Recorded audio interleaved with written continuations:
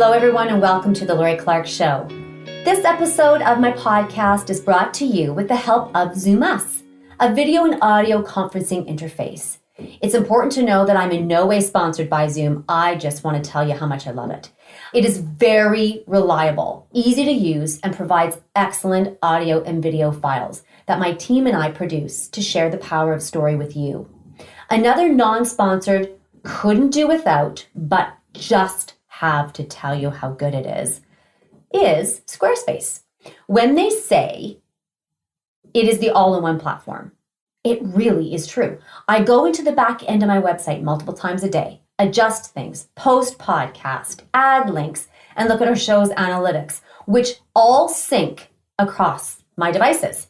And when I need an image, Squarespace provides an excellent resource that's powered by Unsplash. Now for my most favorite feature, the Squarespace app. Being a working mom, there never seems to be enough time in my day. So when my daughter's in ballet, I sit in my car and upload, post, and manage everything on my website from the app. It's really cool and seamless.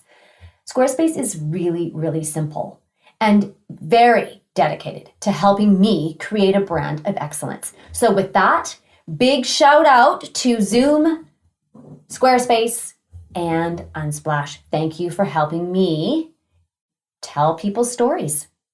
With that said, let's move on to the best part about today, the show. Please allow me to welcome my next guest on The Lori Clark Show.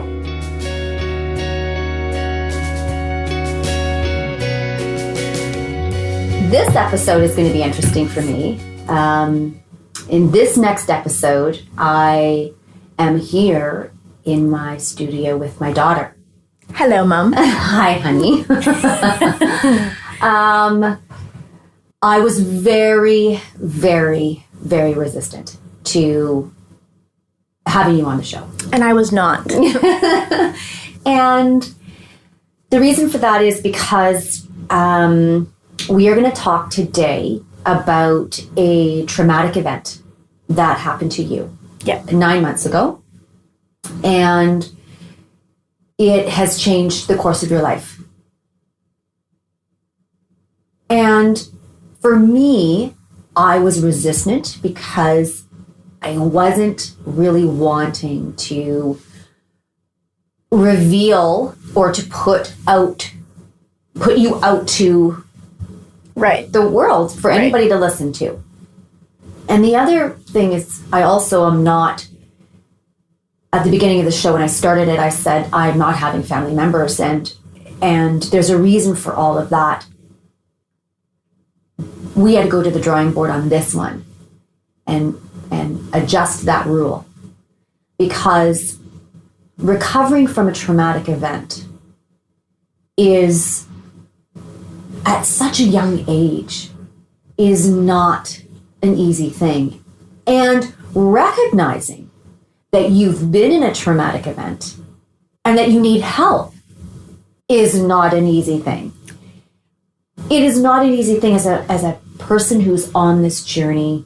I'm technically called your parent, but I really look at my position in your life as just a guide, because now that you're 21, we transition and we move into a different relationship. So me telling you what to do or how to do it, or when I see signs of trauma and the effects of trauma in your life, I've had to step back a little bit and let you guide me.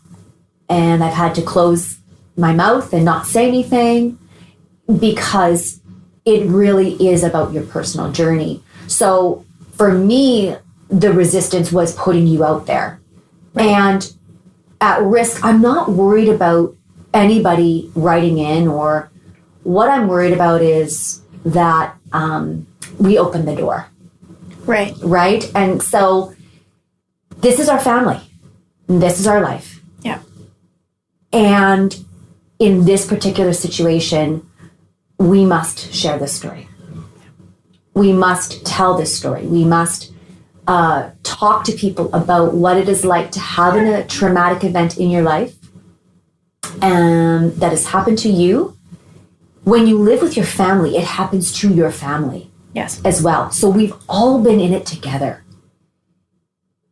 This is something that I think many, many young men and women can connect to and understand. And if you are out there listening to the show, wherever you are, and you are resonating, it's sitting well with you. You are identifying with moments or the experience of what Ireland is about to share, then there are people that you can get help from. And the first person I would call is a therapist, and not, for any other reason. But you will see through Ireland's story exactly what she went through, and maybe you can identify. So no further delay of me talking. This will protect us from moving this forward. So I welcome you, my sweet daughter, Ireland Clark, to the show. Thank you for pushing me. You're very welcome. You've been asking me. So can we do a show? It's been a few weeks. Yeah, sure. Are we doing the show today? Oh, I forgot. I don't forget shows. No, I don't forget shows. But you understand. It's very important to me to discuss this topic because of the life-altering way that it's kind of come into my existence, my being, and my everyday life. It's caused me to become more aware. It's caused me to have different types of responses to things that I usually wouldn't. Like, I can't interact with stress the same way as I used to. I have a hard time interacting with large groups of people. I've never been a nervous person. I've developed nervous tendencies, things like that have totally changed the way that I look at the world and interact with people that I love the most. And people started to notice that things were a little different. I started to notice that I was interacting differently. And it just caused me to feel a little bit of shame about how this event had really impacted my life. And so I believe that other people have experienced similar events or any type of trauma, and I felt it was so incredibly important to share my story, that even if one person could go and get some help or identify that maybe they have been living in this space, in this trauma, and it's not them, it's this other event that's affecting them and causing them to feel these things and feel the way that they do, and it is in their control. And it's not about taking back control. It's not about taking back any of those things and forgetting what happened to you. But it really is about realizing that you get to choose how you move through this life. And you get to choose what affects you and how it affects you. And if you can go out and get treatment, if you can go out and get support, if you can go out and access benefits, if you can talk to other people about what you're living through, you can offer a light for a lot of people that might not be able to find that on their own. That's really powerful what you said, because that is what, as people, I've done this with my own life, and now you're doing this with yours. But every story matters. And it's not always about, the solution. Yeah. Because right now, there is not a solution, and we need to be clear about that. You are in process. And that, to me... I haven't gone for treatment yet. I have things set up. I've met with therapists, and I'm moving forward in that aspect, but I actually myself haven't gone for treatment yet. But I understand that role that'll play in my life moving forward. Sure. And I think, being able to talk about it in process is so powerful, because, like you said, there's the one person who is in process. Maybe they're similar to you, where they have some therapy sessions set up and, they have to wait a month to get in. Right. But they're sitting there in process. That is where the beauty is in a story, in an experience. And I just, again, I thank you for sharing this. Now, I want to begin with day one. I don't want to begin with day 0. Because day 0 is the point of trauma. Correct. And I really am of the mind that we don't need to relive that. It's also not important to focus on. My trauma was so unique. My trauma was so different from other people's. No one's ever going to experience something that's exactly the same trauma. And I feel like it's not important to focus on the actual event itself and more so focus on how it's affected me now over these 9 months and what what I can do now to move through that and how it's had an impact in my life now. It's not important to focus on the actual event. And I think this is also important. This show is not here to relive trauma. No. This show is here to step out of that and say, okay, what can we offer now? Exactly. What is the process? All right. So day 1 was, let's just walk us through it. So right after the event, I went home. I felt relatively normal. I felt a little bit in shock, a little bit shaky. A door slammed across the street, and for the first time in my life, I jumped probably 3 feet in the air and was like a little bit surprised by my response to that. I hung out with my boyfriend after that. We talked about it, but not in depth. Over. He was already in the vehicle by the time I was home, and basically just said, I'm coming whether you like it or not. I'm going to be at your door in 45 minutes. So I'm bringing you snacks. I'm coming to support you. I'm glad that you're okay. And let's talk about that for a minute, because support from my recollection of day 1 was not about reliving it for you. No. But what you did was really, really cool, because your dad raced home from work. Yeah. Your brother drove home from work. Your other brother and your sister were waiting for you when you pulled into the driveway. Yeah. When I drove you home. So we left your car, we just left it all. Yep. And we came home. And you gathered the people that were close to you. And you said, here's what happened. And that was really powerful to me, because I was on the outside of that. I was standing in the hallway crying, watching, while you gave everyone permission to love on you and be emotional. There are people that don't have that. Right. So there are people that after trauma don't have a support network. And if that person's listening, their girlfriend or boyfriend might not have come over. We want to help them and give them just a moment to honor them and to let them know that what can we let them know?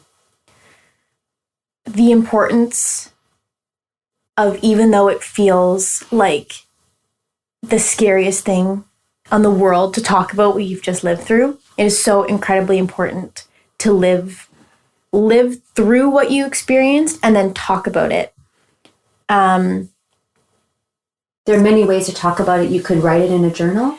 You could video call someone. It's obviously, for me, I am a huge fan of in-person connection, facial, face-to-face, talking to someone.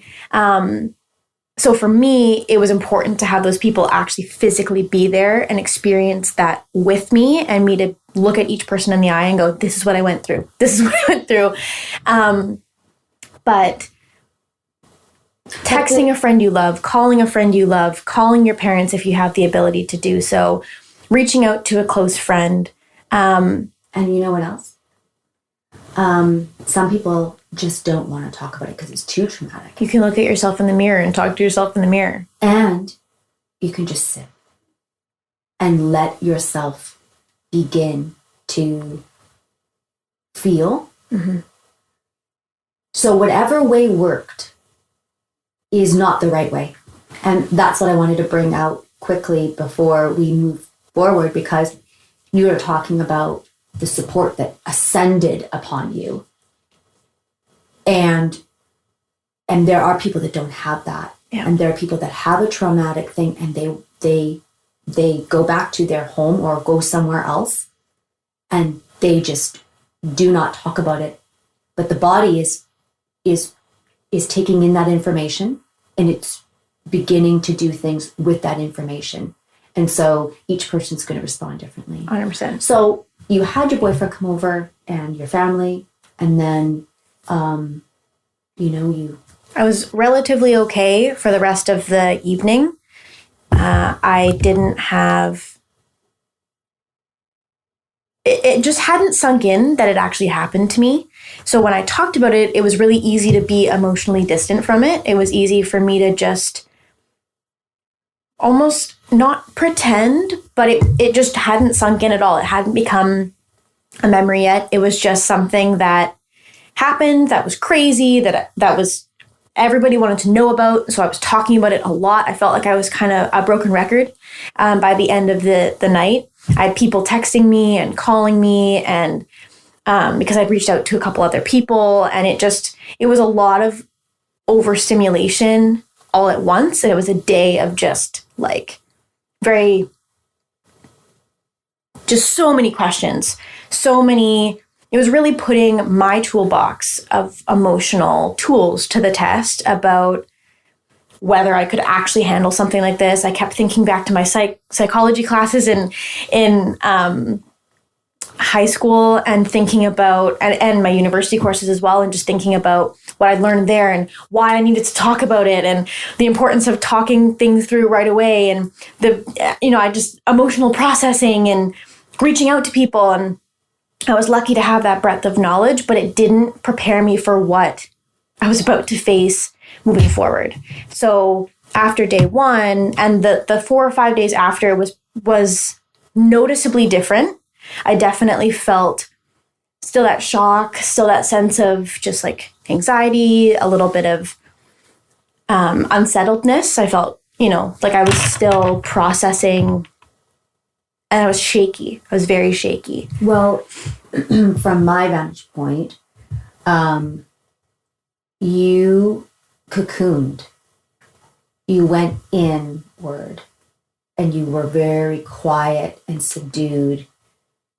Like, I am not a subdued person. Just anybody that knows me describes me as a force of nature. Right. So that is... This was weird and very uncharacteristic of me. So you know that your dad and I were Googling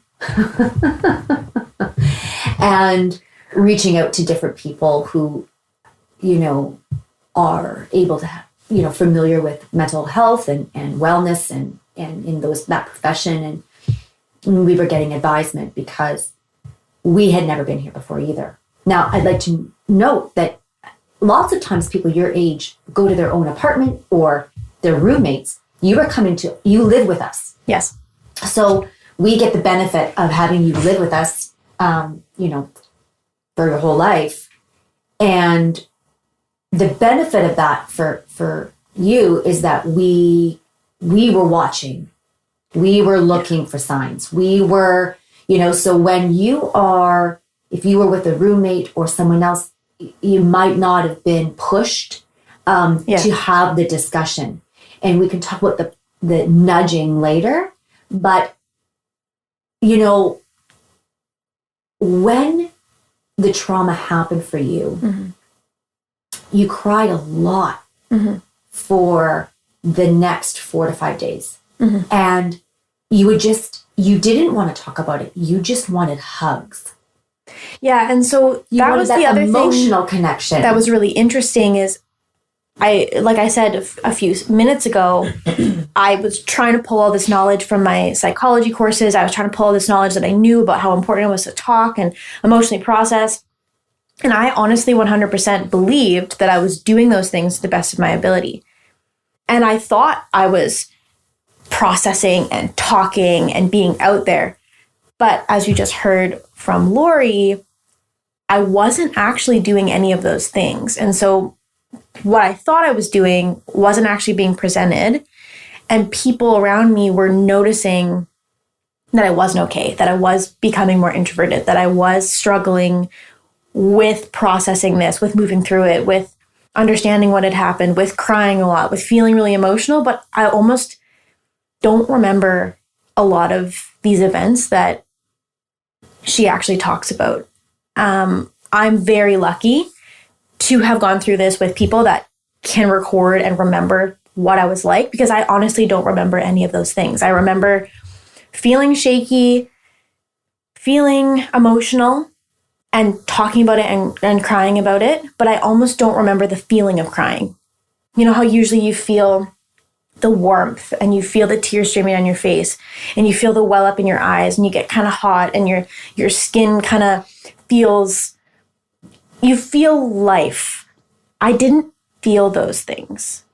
I felt very numb. I felt very secluded.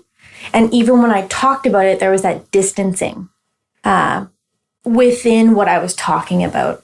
And so when people pointed out to me that I was being reserved or I'm like, no, I'm talking about it. What do you mean? I'm telling you about how, and I resorted to this kind of aggressive, angry side, which I might be a force of nature. A freak of nature. You are a little freak of nature, but you're more a force of nature. I'm like, oh, I'm a freak of nature. I might be a force of nature, but I'm not angry. And I'm not an aggressive, assertive, negative person. And that was really, really a point of conversation with Dad and I. Because and with the boyfriend as well. And, yeah. Can we say his name? And with Nick. Yeah. do we talk about him on here? Saying the boyfriend is almost like, yeah, I don't.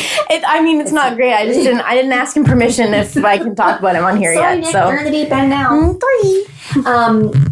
So we talked about it, and then he would come over and check in on you like every day, and he would always, and you would talk about it, but I never went behind you or around you and talked to Nick. No. What we did was we just stood in the kitchen and talked with Nick. However, it was so interesting to watch your body and your emotions shut down. I had not ever seen that. No. In someone before. But then again, we've never had this measure of trauma. And for me, watching that, what you're talking about is that you did become angry. And it was almost like the emotion of anger stepped forward and said, I am protecting this whole show right now. I'm protecting this woman. I'm protecting this body. I'm protecting the mind, the soul. Everything we receive has to come through the anger filter. And everything that goes out has to go through the anger filter. And so it was hard. Yeah. And because I was in such a threat state, you were constantly combative. Yeah. But not, and I want to round that out too, because it wasn't combative in like a... I wasn't picking fights. No, but when you would talk, it was so icy and you could barely handle stress. So if in our family, we communicate. Conflict is important. It's essential. That's the way we've all done life. And Dad and I've always taught you about conflict because we have healthy conflict. Mm-hmm. And so we've taught you about what healthy and unhealthy conflict looks like. And so when we would say something like, your job is to put, all your dishes in the dishwasher island. Why are you just leaving it on the counter? Something simple like that was this moment for you. And we had a lot of grace because we stepped back and said, okay, we have a new situation here that we've never encountered. how are we going to handle this? That's kind of how we... And I want to be clear, they didn't let me be a tyrant or anything like that. But if I had like a quick response that was just immediate and sharp, they respected that and wouldn't engage in the moment. Maybe at another point, maybe if it was too many in a row, they'd be like, okay, manage a little bit. But I honestly didn't notice, again, a lot of this really fresh right after the trauma. There was a lot of this that I actually don't recall. There's just a ton of things that I just don't recall feeling. It started with the initial issues were large crowds, noises, but the ones that concerned me, and when we do have a therapist on to talk about the effects of trauma, I think he or she will be able to identify that these are some of your alarm bells or your red alerts, right? Red flags. So the one that started getting Dad and I would look at Nick and his eyebrow would raise, is the denial. Yeah. So we talked about the loud noise, you would jump. We'll hold the large crowd for a minute because we're going to move through that in a second. But we talked about like the emotional moments where it was almost like it didn't happen. You were still recoiling, and your body was still inputting all kinds of information and trying to figure out how to function after such a large event. But the ones that stuck out to me were the denial and the trouble sleeping. Yeah. Because you would come upstairs and you'd say, I didn't sleep, or I was restless, or I had a bad dream. And that started me, we just monitored you, but like from a distance. We never talked about it. No, we haven't talked about it at all, actually. Because you were in denial. And we had to accept you as you were. I really think that is essential. It's so contrary to being a friend. I'm your friend. I'm also your mom. And so for me to, and for Nick, when he was sharing about it, he had the same kind of feeling. There's that like, oh, but that didn't happen. And that's how you talk about it. Well, okay, hold on. Okay, this is how this happened. And it was just so out of the ordinary. Not like me at all. So talk to me in hindsight about that denial piece. Yeah. I don't think I could have processed it any other way. Oh, and we would never ask you to. Not that you're saying that I could, but because the feeling that I was feeling inside my brain and my body was just everything's on fire. I felt like I was struggling to stay afloat. I continued my life on as normal. I was still going to school. I still was working. I still saw all my friends. I didn't withdraw from family. I didn't withdraw from Nick. I kept myself fully submerged in my life because I didn't want to let this take unnecessary hold, and I didn't want to go and shelter myself like I wanted to in my room for days and days and days and not speak to anyone and hide myself in a corner and be quiet. I mean, I was being quiet, but I didn't want to just go right into that dark place. I wanted to stay living and I wanted to stay doing things, and I kept saying to myself, it can't define me, it can't define me, it can't define me. And I think within that, unfortunately, came this aspect of, was I really taking care of myself? No. Was I really taking care of my mental health? No. I thought I was. I thought I was using my knowledge. I thought I was using my tools. And that was where the kind of denial piece came in. When people would ask me, how are you? And I'd answer honestly and say, I'm not doing well, or I'm not doing okay, or any of those things. But it still was such a disconnect between the actual event, what I was feeling, and how I was presenting, that I actually couldn't identify that I was in denial. I couldn't identify that I was being icy. I had a hard time getting in touch with those emotions. And so when I'd cry randomly, I'd be like, I can't cry right now. Because I felt like that was a defining moment where if I let myself cry all the time like I wanted to, then I wasn't living this and what is normal life. So intriguing to me, Ireland, is that Dad and I were talking about this over a beer the other night.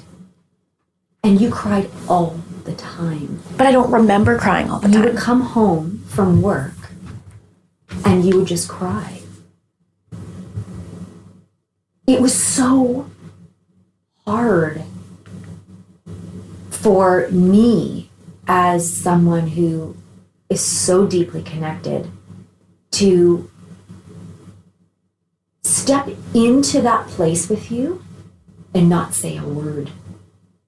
But that is what I had to do. Because, and you did a damn good job, because I can truly say... I'm a little emotional about this. I think that's probably why I didn't want to do this show. Because, like, I'm practically, like, weeping. But I can say that... Man. If I look back at how I was in that first month, I don't recall anyone else in my life acting differently towards me. Nobody treated me with a different level. Like, people were obviously careful around me, and if I was crying, they would comfort me, or like, no one was like, stop crying. No one ever said anything like that. But a lot of that did create a sense of normalcy for me, and I believe that I was doing okay. And this is, so I'm going to stop you because this is actually, I think this is the earmark. Yeah. You have said this, I don't know how many times. We can go back through. We're only at 30 minutes and we've said this many times. I thought I was doing this. I thought I was, and this is where we're still in process. But how many of you listening could say, I thought I was connecting to people, but then they're telling me there's this icy barrier. I thought I was acting emotional, but then they said I was emotional, but it was rage or anger or dismissiveness or, Or was I crying all the time? That's interesting. Right, because I thought I could keep it together. No, it wasn't. And here's the thing. But it's not even that I felt when I was crying that I wasn't keeping it together. I didn't know I was crying. No, you didn't know. I didn't feel... And I can tell you that your face showed. It was like stone. I didn't feel. No, you didn't feel. I was very numb and very icy. Removed. Removed, yeah. There were many conversations with your brothers and your little sister on the side where we processed their emotion. Because you had to walk them through that because I was so different. Whereas, and we said to them, we will have a family session about this once Ireland goes to therapy. But until then, when she's ready, we'll let everybody know if, like, when you're ready or maybe when we need to nudge you. But we'll have that session and that time because I've said this through a lot of different shows I've done. Mm-hmm. I've done shows with people on having a child with autism. I've done shows on having children and family members with type 1 diabetes and, emotional abuse. When there's trauma in someone's life and you're in a family unit, the whole family is experiencing it on different levels.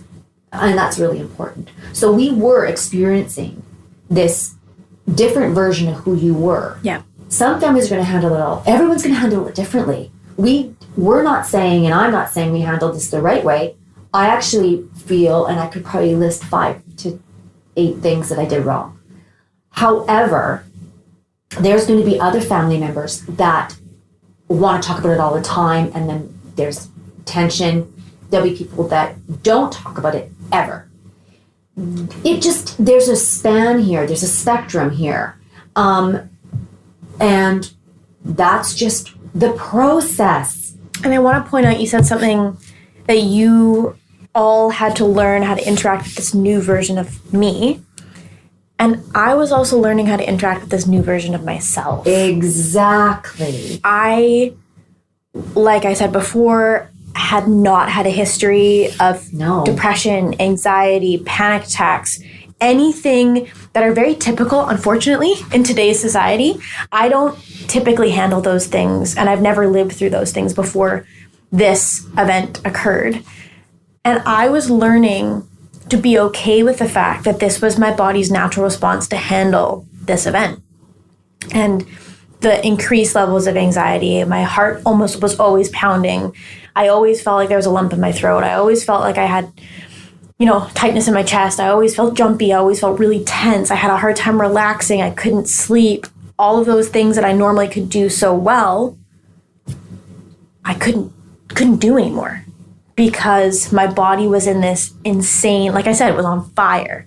I felt like all those handbooks, all the knowledge, all of the tools were just chucked out the window. What you thought or what you had learned how to do or be. I couldn't Or how to treat access. someone, you couldn't find it.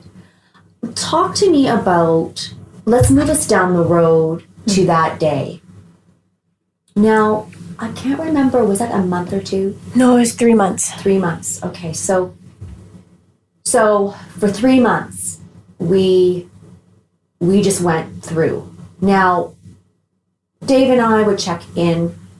Everything seemingly went back to normal. Often, yeah. Like However, for me at least. Let's be honest. Yeah. We forwarded you the number of a couple different therapists. A few times. And we kept saying, we're here for you. you. And Nick kept encouraging me to just check in. You good? Like, how you feeling about this? We haven't talked about it in a bit. Yeah. What's your perspective? That's right. So we were all checking in. Just because we went along for 3 months didn't mean that we weren't having moments where we would have the conversation. But I believed things were getting better for myself. And then 3 months happened, and I got a phone call. I was in a public place. I was at a school. I was walking from my class to my car, which is my safe place. And as I was walking down this flight of stairs, there was 2 men that got into an argument. Started yelling at each other. It involved in like a physical altercation. I ran down the stairs, out the front doors, to my vehicle, holding it all together, but feeling really out of control. Jumped in my car, closed the door, locked the door, and then just started bawling. It was a cry that I've never experienced before. It was very primal. I felt like I couldn't breathe. I couldn't stop trying to talk to myself, but not actually having coherent words come out of my mouth. I had a hard time breathing, struggling with those aspects. And then after probably about maybe 5 to 10 minutes, I don't actually know the time frame because it felt like everything was moving very quickly, even though things were moving very, very slowly. And I called Mom. She picked up the phone, and I just started hysterically crying again. Could not make out actual sentences or words to describe to her what was going on, which has to be the most traumatizing thing that I could have done to her. Well, I need therapy now.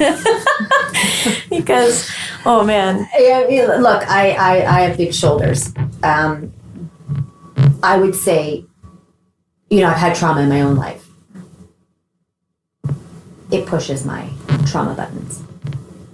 It brings it all up. It's just crazy. It's so fascinating to me. Yeah, because I was here. It was 4:30. It was right after a class. The younger kids were home with their math tutor, and I get a call. And I said, "Are you okay? What's going on?" And you just were like hyperventilating. And so I immediately flashed back to day 0. Yeah.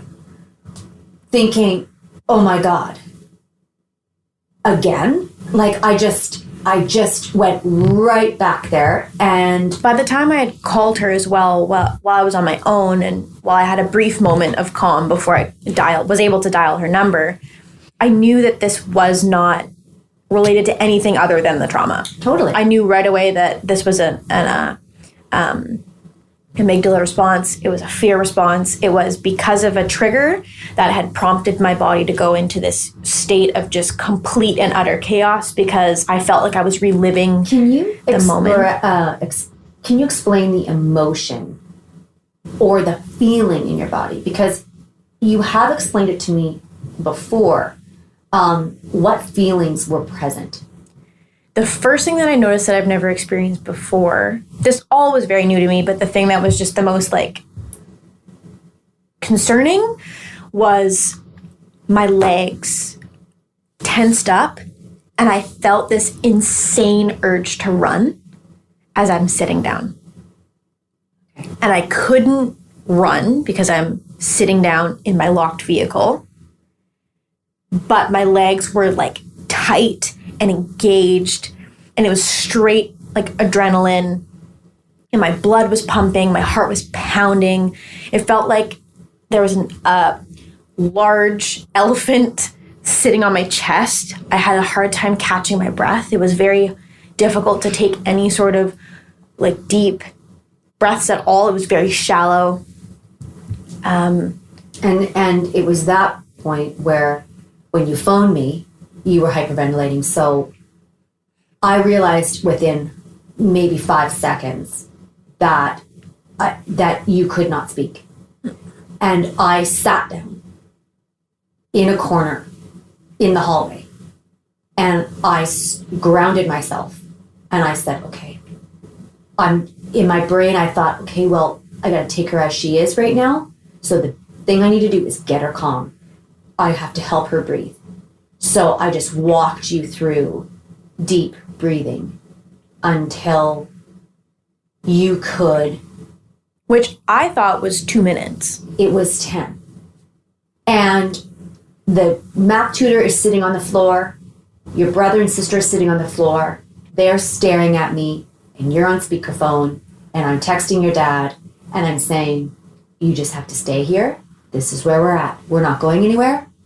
No one's moving an inch until we know you're okay. And you and I just kept breathing together. You finally came around. And then we were able to get going and get you home. But then even when we got home, it was like you still were not able to articulate. We knew you would have had a panic attack. We knew that this was that was birthed out of trauma. Yeah. That's in your body, in your cells. It's reliving this memory. Yeah. Yet, it was so interesting. You had an episode, and then you were right back to, okay, but it wasn't that big of a deal. Yeah. And I was like, I think I'm on the Incredicoaster in Disneyland. I felt like I was just looping around going, I have to allow this to happen. Yeah. How many times? And I looked at Dad and I said, how many of these are we going to have to go through? Because I felt after this event, because I knew it was stemmed from the trauma that I'd been through, that was all. You're like, oh, okay, did my job done. I was like, great, I had a relapse. We're good to go, people. I'm going to be fine. Unfortunately, or fortunately, it's propelled me to get where I am And I now. would not say unfortunately. Yeah, I rescind that. Fortunately, it's moved me to the place where I've gotten. Yeah. Unfortunately, in the sense that anyone who's going through this might understand the feeling of it being unfortunate because of how incredibly uncontrolled and unbridled you feel in these moments and how uncontrollable it is. It's interesting because panic, like these emotions that come up, they are stepping forward for a reason. The emotions in your body, the emotions that we feel are very complex, and this is just my perspective, my belief. I don't know this to be true, but I would say that I have a lot of emotion. I can concur. Yes. But I've learned over the years that when the emotion comes up, it's stepping forward. We talked earlier about anger, coming forward and saying, who goes there?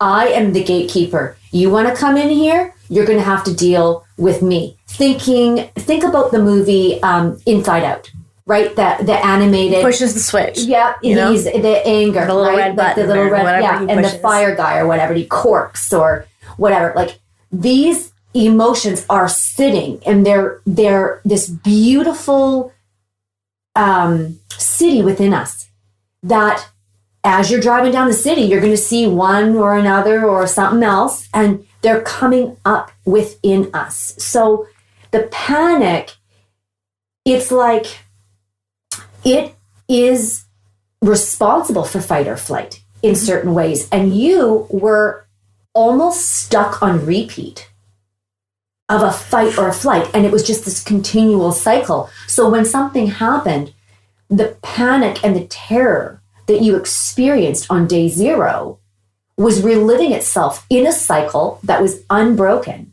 for 3 months, now 9 months.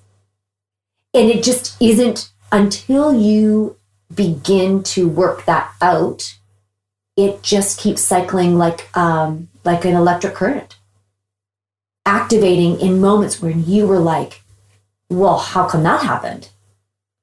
Yeah, and this event made sense to me, and maybe that's why I felt so comfortable with the fact that it happened, because it was a very clear trigger. It was violence. It was very loud. Into survival mode constantly. Right, but this specific event that caused the panic attack and episode made sense to me mentally. It was like, yep, I saw 2 people get into an altercation. It was loud. There was violence. It was aggressive. It was unpredictable. I didn't know what was going to happen to that person. I didn't know what was going to happen to me. Yeah. And so when I was dealing with this later on, to me, it made sense that I had that response, and therefore justified that I didn't need to go and get help at that point. Right, because it made sense to me. Episode. It's like, okay. Yeah. So move us to the second episode. So then, 2 months later, after that one episode, I went up to Tofino with Nick, and it was the first weekend since the actual trauma that I'd actually relaxed at all. I was quiet. We were just didn't have an agenda. Right. I wasn't focusing on work. I wasn't focusing on school. It was just blissful and fantastic. And I was in nature and just doing all the things that make me the most grounded and happy and comfortable. And so I let myself go. And we had been watching a show that was a little bit overstimulating. It didn't have any of the specific events that were triggering or I believed to be triggering. But we'd been watching it for a while. And I just was like, you know what? I need a break. And he goes, okay. So we go lay down. And I'm laying there. He's right beside me. And all of a sudden I slip into this weird state. I had my eyes closed. And I slipped into this memory of when I was a child. And I felt really alone. I used to struggle going to sleep at night, and I felt like I was by myself. And even though I had people around me, and even though I'd been tucked in for bed, or my mom would come and lay with me sometimes, but I still felt alone. And so I get thrust back into this deep pit of darkness and loneliness that I used to feel when I was 8 years old that I haven't felt since I was 8 years old. And I was kind of taken aback by this feeling and letting my body process and whatever. And then I got thrust right into the event itself and the trauma. And I had a huge flashback and everything started flowing through my mind and my body. And I just kept feeling these waves of just insanely intense loneliness, insanely intense emotion and anxiety and anger and anything that I've been feeling over the last 5 months all at one time. And so it was another level of this panic and this panic attack. Meanwhile, Nick is just watching you. Doing his own thing, observing, but I wasn't doing anything that was eliciting that I was having this response. And then after, it was probably a good while that I was kind of stewing in this intense, and I was breathing deeply and trying to keep myself calm because I had learned from my first panic attack that trying to keep myself breathing deeply was going to be beneficial for me in the long run. And he kind of puts his hand on my back and goes, "Are you okay?" And I looked up and I'm just started bawling. And he just grabs me. He's like, "Did I do something?" And I said, "No." He's so sweet. I said, "No." And then he just held me probably,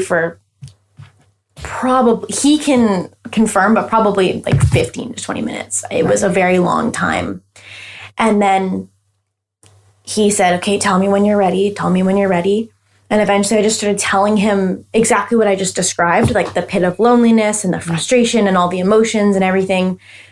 And he did his best to kind of hold that as best as he could for me, but also acknowledging that that was something that I was going through and that he didn't have the ability to fix that for me. There's nothing he could do. No. And there's nothing that I could really do. It was all unresolved things that I hadn't thought about in years, hadn't experienced in a very long time. And then also this intense event that I hadn't really addressed yet.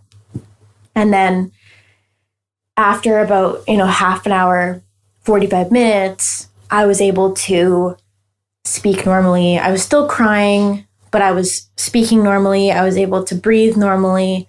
We were able to talk about it and have an emotional discussion because that's what I wanted to do. He never pushed me to do any of that. I just wanted to deeply discuss it because I felt so vulnerable and afraid that this was the reality that I maybe would be facing for the next little while. I knew that it wasn't going to be something that I would struggle with for my life, but I did feel very hopeless and very helpless because I didn't have the tools to handle this.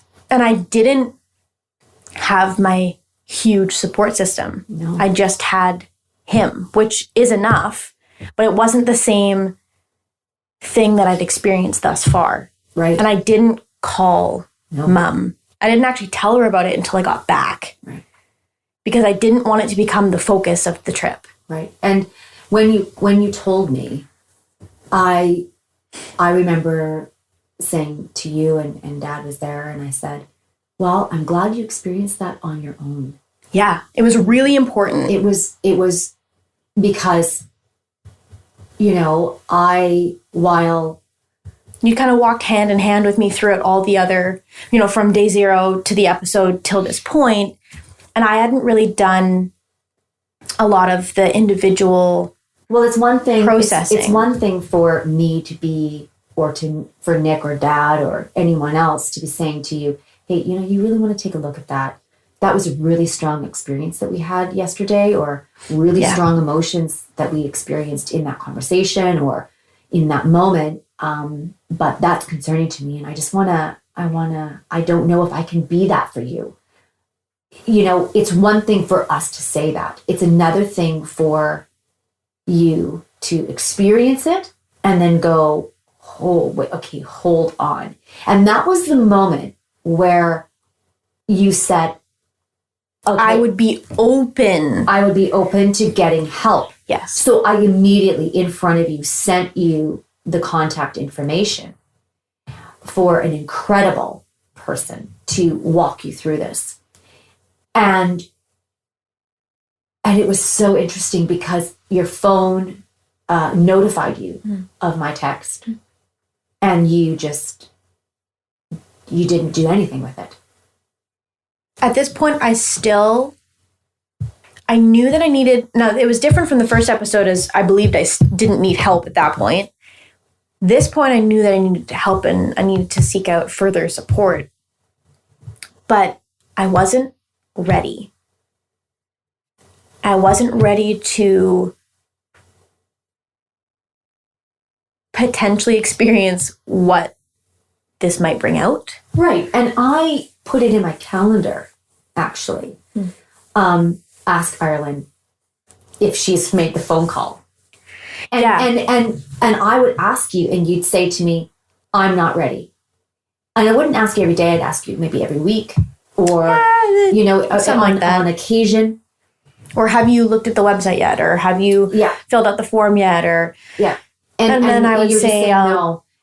Get to it. Or so then we have a third episode. So now you've left the house. You're on your way to Nick's house to have family dinner with his fabulous family. And you have not fully disclosed to his mom and dad and brother and sister about your experience because you have not been ready and you're in a measure of denial.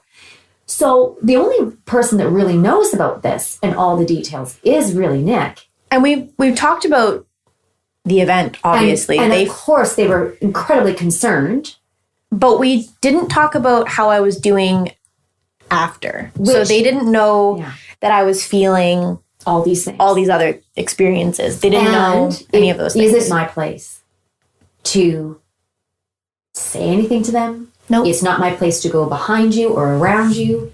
It is not my place. No. And so I'm not going to have that. I wasn't going to do that. So I could have said to Nick, hey, you know what? On the side, fill your family in.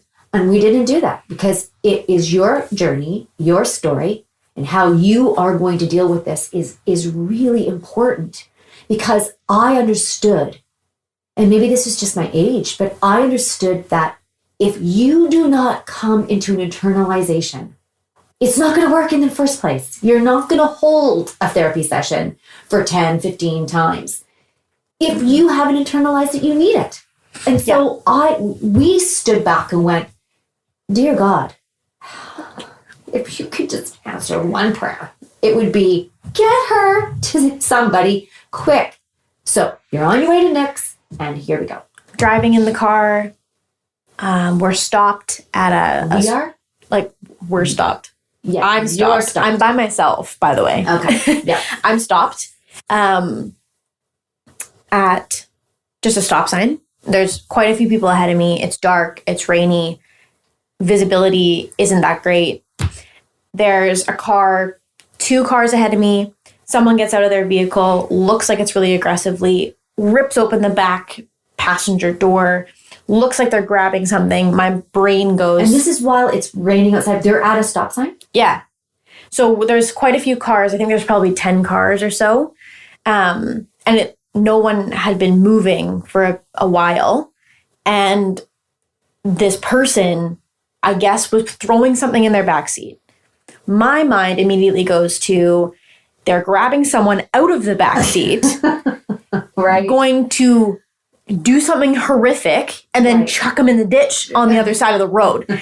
So instead of me being able to look at the situation logically and actually identify what I was seeing, I went right into this intense panic, worst case scenario. I need to get out of the car. I need to run away. So I need to drive. Felt immediately those telltale body symptoms. Yeah. The symptom. And I have my foot on the brake, and I immediately was thinking, I need to run. And then I remembered I'm driving a vehicle that's moving still, or like in the process of moving. So I can't gas it. I can't brake. I can't get out of the car either. So you felt trapped. So I felt trapped. But I had that same urge that I did the first time when I felt like I needed to run, but I couldn't obviously run. And then I forced myself to look at this person, which this happened within like 20 seconds. Gets out of the car, closes the door, opens the back door, grabs something or they may have thrown something into the back seat, gets back into the driver's seat. So all of that happened. And in this time frame, I'm going through all those thoughts that I just described, plus the panic, plus the emotion. And you were nauseous. I was super nauseous. I felt like I was going to throw up. I felt dizzy. I wasn't having a hard time breathing, but I definitely felt like I was going to throw up everywhere. And I felt, my head felt super heavy. And it actually crossed my mind for a minute that I probably should pull over. Problem was the area that I'm in, there wasn't a place for me to pull over. There was no shoulders, ditches on both sides, and it was a single lane each way. And I was at a stop sign, and there's no place for me to turn around. So I just thought, okay, I have to go through this. I have to get onto the highway, and then I'm just going to have to drive. I'm not going to pull over on the highway. And so it forced me to stay present, but also feel like I need to run, panic, puke, jump out the window. That amygdala response. Yeah, it was really intense. If there's somebody listening who doesn't know what an amygdala response is, do you want to just touch on what that is from the best of your knowledge? Keep in mind, I've taken 2 psych courses, but basically the amygdala is responsible for fear and immediate responses. And so it controls your ability to process fear.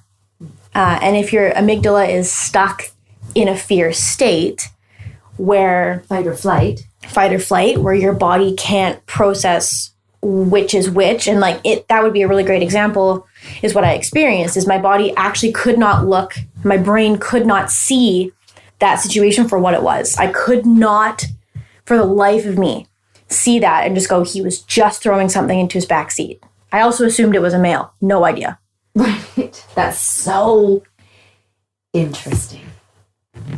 And I assumed it was an act of aggression immediately. Exactly. Which, so the brain is telling you, the body, the mind, the cells, the muscles are all stuck back to day 0.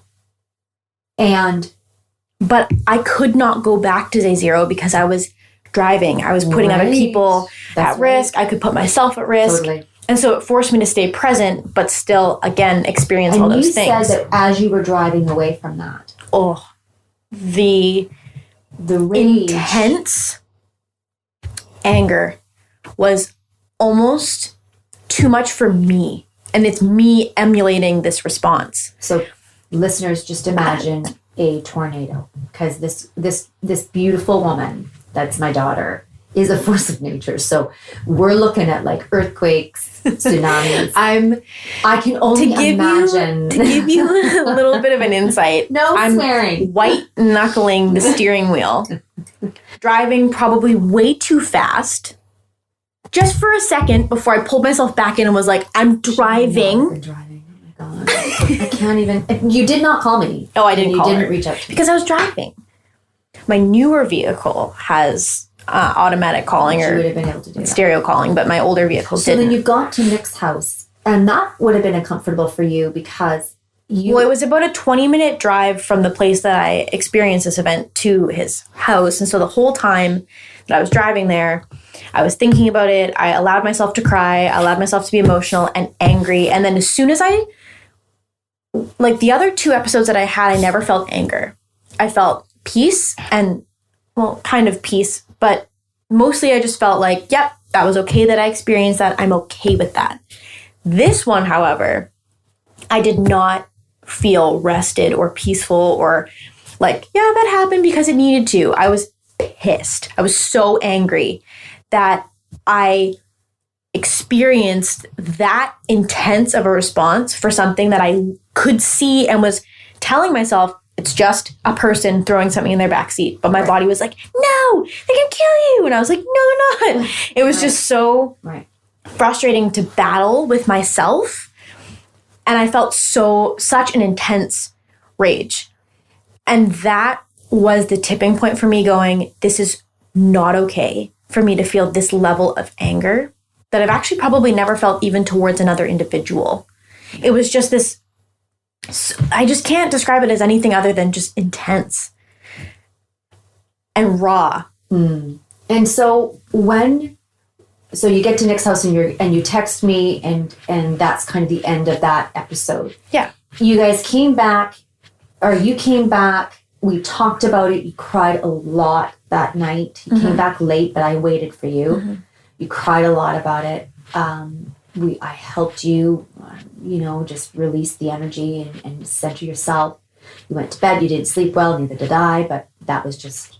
And then I can't remember, Nick was back the next day and we talked. It was about a week later. So we talked about, we're standing in the kitchen and she said, do you have that contact information? Because I had asked for it a week prior. And I said, yeah. And she said, okay. And your famous line was, I have it. Could you send it to me again? Even though I had 8 files with the contact information. And we came into the office. We sat down. And I pulled it up on my phone. Now, after we'd talked about it for a few more minutes. And I pulled it up on my phone. And I had the form in front of me. You have to fill out a little form. And I had that in front of me. And I couldn't start typing. So she takes the phone out of my hand and types in my information for me. Which is just literally your name and your email and phone number. When I say information, it's 3 things. And then they ask just a description of why you're reaching out. Yeah. So, and Nick was here and you guys are going to go out for dinner. Dad and I were going out for our dinner. Yeah. And I said, can you read this? And you said, yep, good. And you handed me back the phone and said, okay, send it. And I looked at you and I said, no. I said, take the phone and you have to hit the send button. Oh, it was the worst. It was the weirdest thing I've ever You were so experienced. resistant. I couldn't hit the button. But you did. I did. And 40 minutes later, was contacted. That's right. Via phone. Had a lovely conversation with the therapist that I'm planning on going on this journey with. He said something to you that I really felt was important. He said, Ireland, with the work that I do, you will need sessions, but this isn't a lifetime issue. And that changed you. It just became this weight that was lifted off because of the last few episodes. When I first experienced on day 1, when I first experienced the trauma, I kept saying to myself, it won't define me, it won't define me, it won't define me. This isn't a life sentence. I don't want to live with this for the rest of my life. But then throughout those episodes, it creates this feeling of just this little weight that's just always kind of on you. Well, and might I add, I actually disagree with you. Because all along here, what you think and what you feel and what you say are not connected. There's a lot of dissociation. Right. A lot of removal. And from my recollection, which it's just my perspective, so it might not even be true. Because I have my own pain surrounding this particular issue and experience. But you will always say, I don't feel it, or I feel this, but it's not you're not translating that message. So even though I kept saying to myself, you were saying to yourself that it wasn't a life sentence, and you were saying, now Nick might be able to straighten me out on this one, but I'm pretty sure you were saying, how am I going to deal with this for the rest of my life? Yeah, so my internal dialogue at the time was, it won't define me. I'm not going to let this be something that takes a hold of my life. Trying to stop the narrative from, like, when you have a bad habit, procrastination or whatever, and you can say things like, I am not doing this for the rest of my life. Right. Like, this is a habit I can beat. What this experience, and I cannot wait for a professional to weigh in on this, but there's such an incongruence and a conflict because here's the thing. What happened to you was not normal. No. And because of that, you're trying to handle it as if it's just like a bad habit of just exercising more or eating no sugar. Realize the complexity.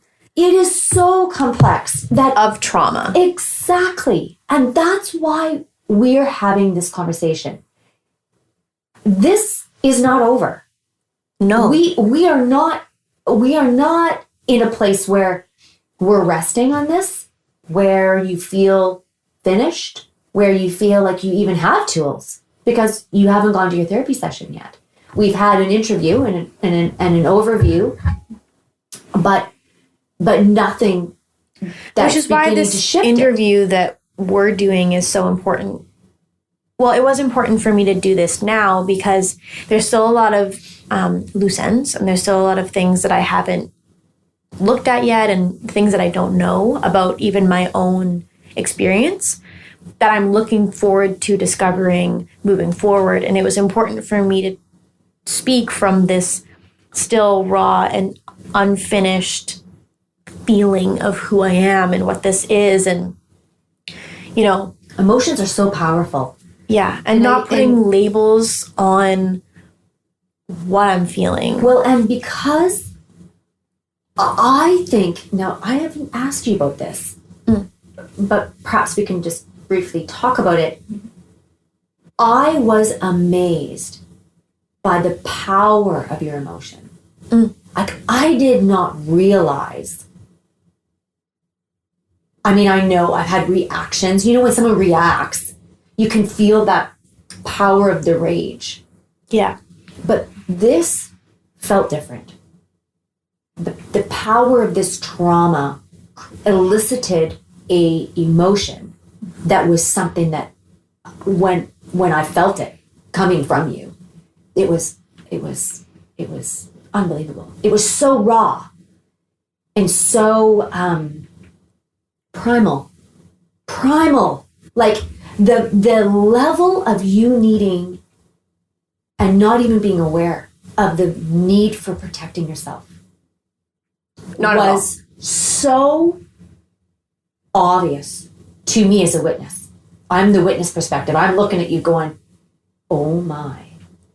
That the moments where you would come home and you'd have a stressful day at work and you'd be like weeping and the power of those tears. It was like, I have to say, and I think it's for people, I don't know it as much as someone with this level of trauma knows it. But it was really powerful to me. And that is a story for many, many people out there who are the person who's witnessing this. And you're saying your own perspective, but man, it's been difficult. It's been really hard. And holding those emotions and letting them be, that's been really... Well, it was also interesting for me in my relationship with Nick as well, because at the time we were still pretty fresh in terms of at what point throughout a relationship do you allow that other person to see you vulnerable? At what point do you allow that person to experience that level of emotion alongside of you? If you do have mental health issues and illnesses, and if you do have, depression, anxiety, when do you let that person into what that looks like for you instead of just being like, yeah, I'm depressed?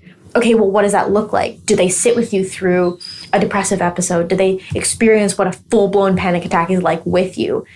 I didn't get to control that. Right. And so at this point in our relationship where you're just developing that level of trust and that emotional intimacy. So vulnerable for you. And him. And him. And all of a sudden, there's this catalyst that propels this really intense experience forward very quickly and accelerates it so fast.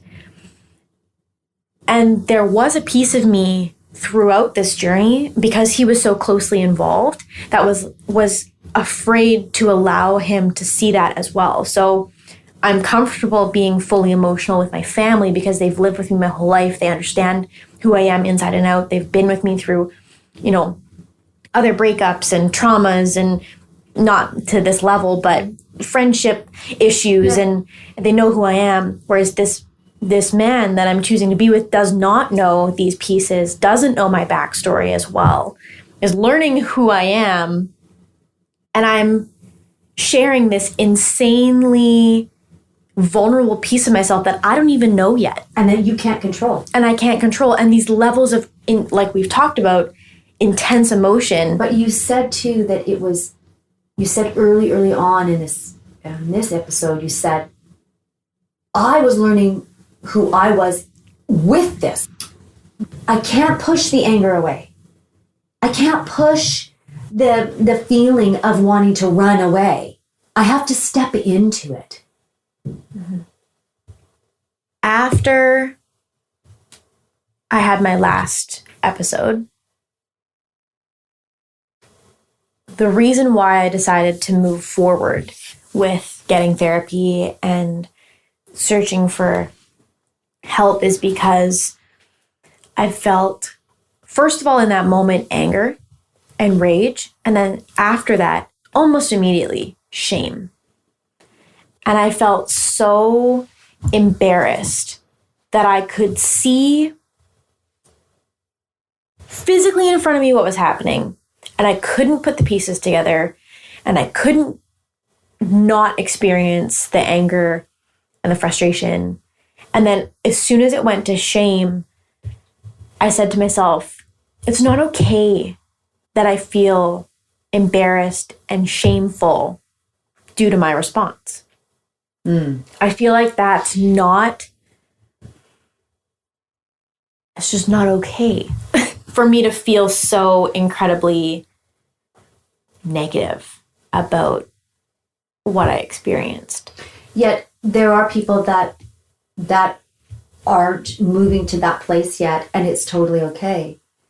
There's nothing wrong with feeling shameful and feeling embarrassed and experiencing those emotions within this experience. There's going to be levels of that, especially depending on what kind of trauma you go through. Sure.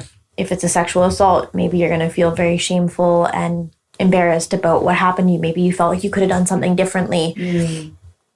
If you're involved in something violent, same thing. Maybe I could have stepped in sooner. Maybe I could have avoided the situation. If you're in a toxic relationship, you had the chance. What were the signs? You had a chance to move on.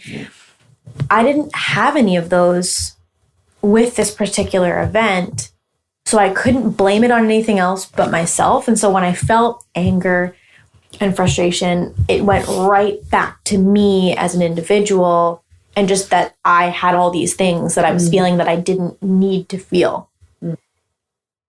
What I've learned through this experience of trauma is it's okay to be involved in an ongoing process. It's okay to not know how to move through it. Uncertainty. It's okay to be uncertain. It's okay to be vulnerable. It's okay to talk about it 50 times in a time that you're with someone and not feel like you're talking about it too much. I feel like you got two ends of the spectrum. You have people that want to talk about it all the time, and you feel like people are going to be frustrated with the fact that that's all you want to talk about, or you feel like you don't want to talk about it because you don't want people to have that perceived, oh my gosh, she's just living in this trauma over and over again.